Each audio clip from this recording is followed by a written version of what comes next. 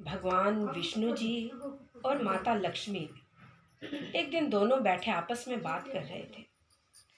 तो दोनों बैठे बैठे बात करते हुए कहने लगे, भगवान विष्णु जी कि इस पृथ्वी पर मेरे अनन्य भक्त हैं जो हर समय मुझे ही भजते हैं। तो माता लक्ष्मी हंसने लगी कि महाराज आपको भजते हैं? बोले हाँ बिल्कुल भजते हैं। अच्छा। तो माता लक्ष्मी कहने लगी, भक्त आपके हैं तो उतने हमारे भी हैं कि बिल्कुल होंगे, लेकिन सच्चे हृदय से मुझे ही भजते हैं। तो चलो चलते हैं। भगवान भी वेश बदलकर पृथ्वी पर आते हैं, लेकिन हमें नहीं पता चलता। हमारा भी कार्य भगवान ही करके जाते हैं। किसी का कोई काम अड़ जाता है, किसी की कोई भी समस्या अड़ जाती है और कोई ना कोई इंसान हमें ऐसा मिल जाता है, उसके थ्रू वो काम हो जाता है। मुख से उसी समय क्या निकलता है, मेरे लिए तो भगवान की तरह उतर के आए और मेरा कार्य हल हो गया। निकलता है मुख से, वो वास्तव में भगवान ही है।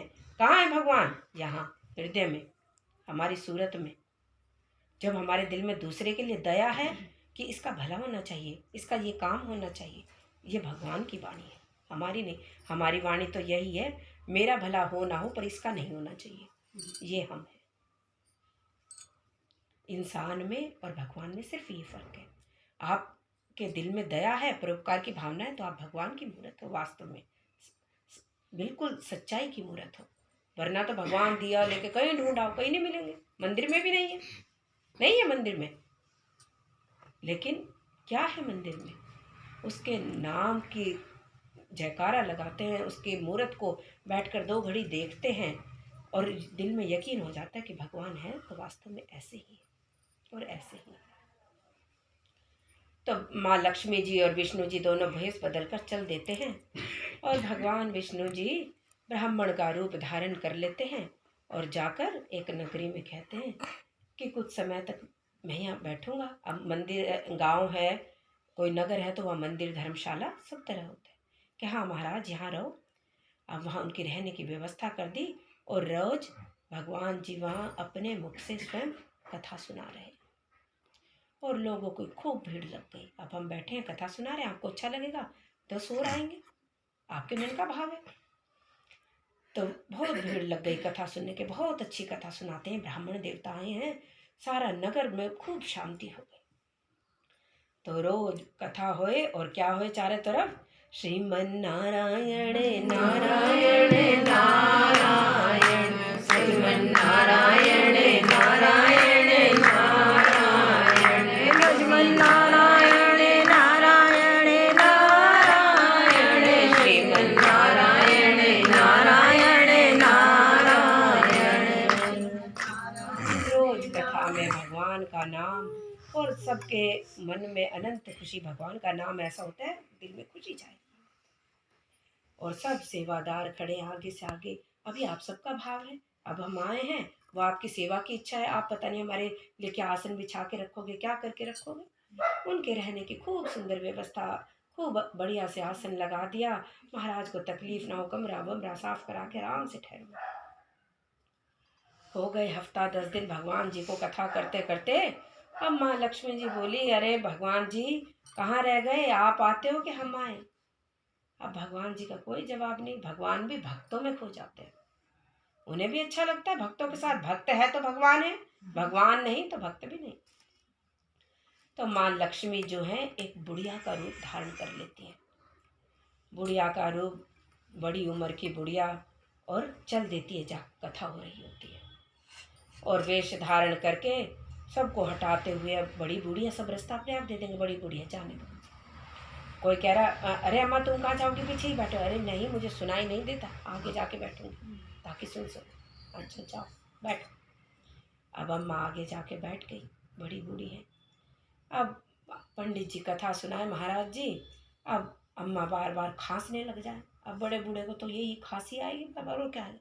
तभी तो क्या कहते हैं, भजन करो मस्त जवानी में, बुढ़ापा किसने देखा है।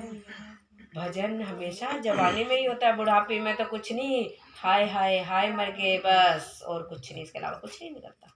अब हमारे घर में भी बुजुर्ग है, ही मुख से निकलता है, लाख चाह के भी कुछ नहीं निकलता। अब वो भजन सुनाए, बार बार खांसने लग जाए। अब हाँ तुम्हारे जैसे सेवक खड़े, अरे अम्मा क्या कर रही हो, कुछ सुनने भी दोगी, बार बार खांसे जा रही हो।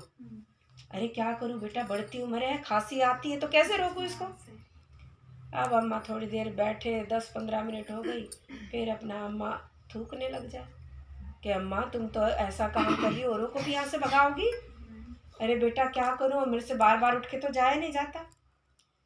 अब बुढ़िया अम्मा ने अपना थैला खोला, जैसा हमारा थैला, चेन खोली और उसमें से एक पात्र निकाला, पात्र जो है चांदी का, और खांसी उठी और उसमें थूक दिया और पात्र फेंक दिया।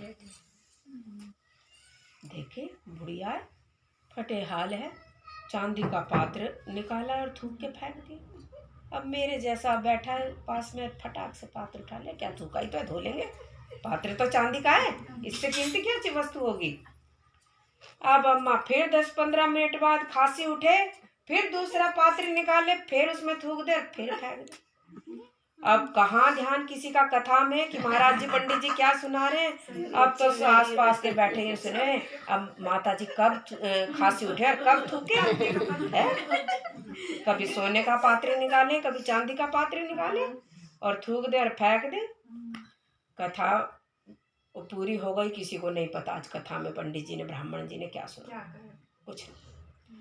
फिर अगले दिन कथा का समय, अब महाराज जी कथा के लिए आसन पर बैठ गए और सबका ध्यान पीछे, अम्मा कब आए, अम्मा तो आए, कथा का क्या लाभ।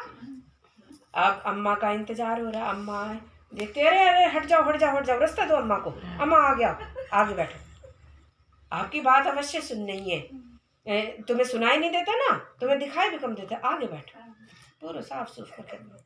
अब फिर सबका ध्यान, अम्मा को तो खांसी उठेगी, फिर पात्र निकाले। अब अम्मा फिर जोर जोर से खांसे, फिर अपना पात्र निकाले, फिर थूक दे, फिर फेंक दे। और जहाँ 100 जने कथा सुनने आते थे, अगले दिन से तो ये सोच लो 500 आने लग गए कि ऐसी अम्मा हमने तो आज तक नहीं देखी। सोना चांदी मिलेगा तो बड़े। और महाराज जी कौन सी कथा कह रहे हैं, क्या कह रहे हैं, किसी को नहीं पता। फिर कथा में क्या होने लग गया उसी दिन से, लक्ष्मी नारायण नारायण नारायण, लक्ष्मी नारायण नारायण नारायण, लक्ष्मी नारायण नारायण नारायण, भजमन नारायण नारायण नारायण। अभी तक तो नारायण नारायण हो रहा था, अब लक्ष्मी नारायण नारायण।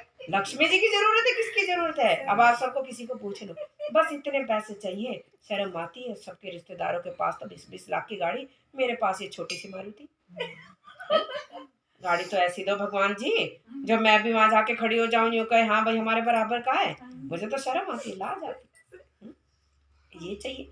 हम भी तो बैठ के लक्ष्मी जी, और कुछ भगवान इतना देना, मेरे बेटे की सरकारी नौकरी लग जाए, सारे सुख हो। सरकारी नौकरी भी लग गई, सुख हो गया, फिर आपको क्या सुख मिला। माँ अब ऐसा है, तू बहुत डिस्टर्ब करती है, बहुत से काम होता नहीं, तेरे से होता हो तो कर ले, वरना टोकियो मत, एक साइड आराम से बैठे रहे। जिसके लिए इतना धन संपदा सब कुछ मांगा, अब तू टोकियो भी मत, आराम से बाहर बैठे। अब अम्मा तो रोज जाए और रोज अपना बर्तन फेंके, और भगवान विष्णु जी मन ही मन कह रहे हैं, क्या लक्ष्मी जी क्या कर रही हो, क्या कुछ नहीं कर रही भगवान जी, बता रही हूँ तुम्हारे कितने अनन्य भक्त हैं। और कुछ नहीं कर रही, सिर्फ इतना बता रही तुम्हारे कितने अनन्य भक्त हैं। तुम कहते ना मेरे भक्त हैं भक्त हैं, और कह रहे चलो अब यहाँ कोई काम नहीं तुम्हारा। अब सारे आप जैसे सेवक खड़े हैं, कहने लगे महाराज जी हाथ लगा के, आप उठो, बहुत दिन कथा कर ली, लोग अब थक गए हैं, अब ये कमरा भी खाली करना पड़ेगा, अम्मा की रहने की व्यवस्था करें। अब अम्मा को रहने की जगह क्यों, तो अब नया आ गया तो पुराने की आवश्यकता क्या, किसी को ये तो पता नहीं।